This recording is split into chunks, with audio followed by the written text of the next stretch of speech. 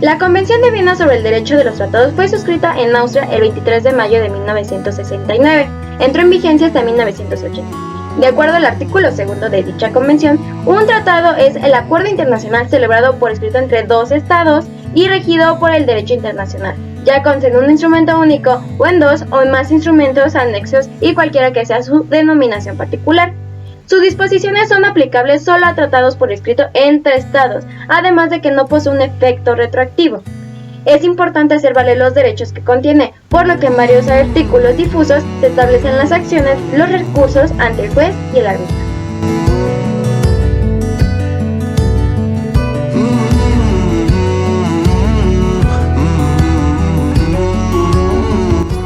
Esta convención consta de 8 partes, siendo las siguientes: introducción, celebración y entrada en vigor de los tratados, enmienda y modificación de los tratados, nulidad y terminación y suspensión de los tratados, disposiciones diversas, depositarios, notificaciones, correcciones y registro, y por último disposiciones finales, además de agregar un anexo.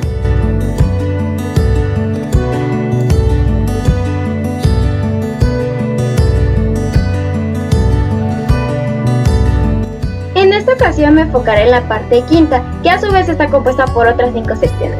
La primera es de disposiciones generales, la segunda es la nulidad de los tratados, la tercera es sobre la terminación de los tratados y suspensión de su aplicación, misma de la que voy a hablar.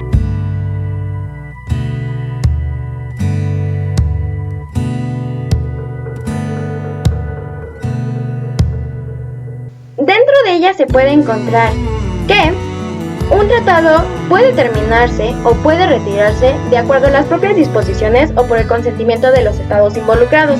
Además, si se llegara a reducir la parte de este tratado, no significa precisamente que se va a suspender o terminar la aplicación del mismo.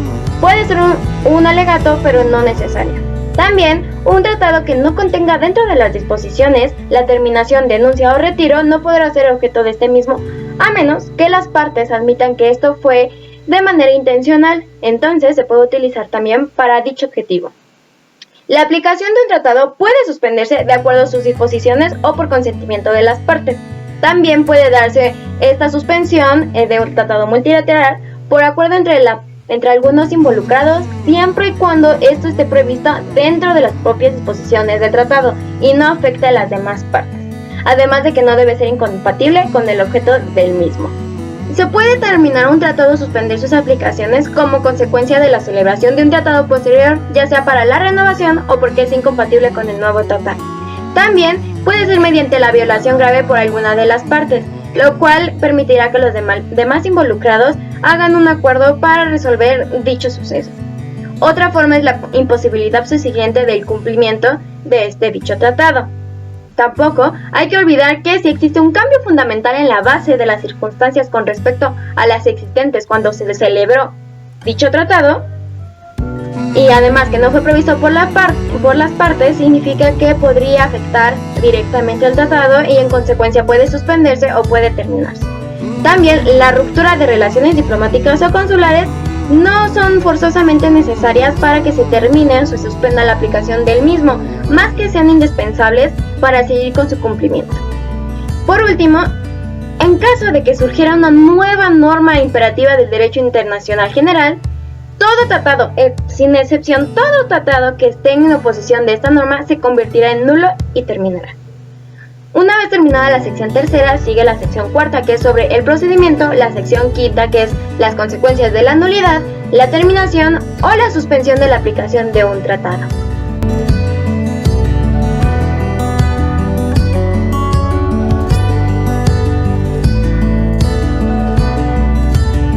Ahora, como un ejemplo para ilustrar el tema de este video, va a ser los acuerdos de Bucareli, también conocidos como los tratados de Bucareli, que fueron firmados en 1923.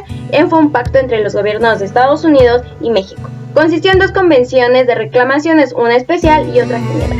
Los compromisos extraoficiales del gobierno de Obregón fueron suscritos en actas. Posteriormente, cuando Plutarco Elías Calles asumió la presidencia en 1924, rechazó el Tratado de Bucareli de 1923 por completo, porque uno de los principales puntos de discordia que había todavía entre Estados Unidos y México seguía siendo el petróleo. Entonces, Cuando posteriormente al rechazo de estos tratados y comenzó a redactar una nueva ley sobre el petróleo que cumpliera estrictamente y con un apego al artículo 27 de la Constitución mexicana. El debate sobre la nueva ley del petróleo no tardó en llegar y ocurrió en 1925, ya que estaban en contra de los intereses entre Estados Unidos y por ende había una fuerte oposición. En 1926, la nueva ley fue promulgada. En el 27, el gobierno de Calle canceló los permisos de las compañías petroleras que no cumplieran y respetaran la ley.